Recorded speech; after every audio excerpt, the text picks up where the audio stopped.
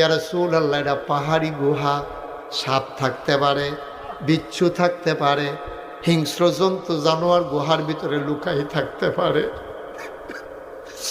নবী গো, আপনি যদি ঢুকেন, সাপ যদি কামড়ে দেয়, বাঘ যদি আপনাকে খেয়ে ফেলে, মারাত্মক ক্ষতি হবে। আল্লাহর নবী আঞ্জা দিয়ে আবু বকরের ধরলেন। নবীর কলজারার ভিতরে হুদা মায়ার মায়া, সুবহানাল্লাহ কয় না? কলজারার ভিতরে হুদা মায়ার মায়ার। সারাটা জীবন মক্কায় কানছে, আজও মদিনায় শুইয়া শুইয়া কানতে আছে।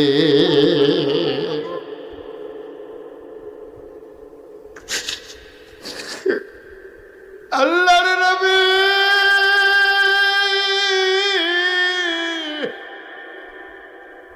ডাক দিয়া, আবু বকর, আমি গুহায়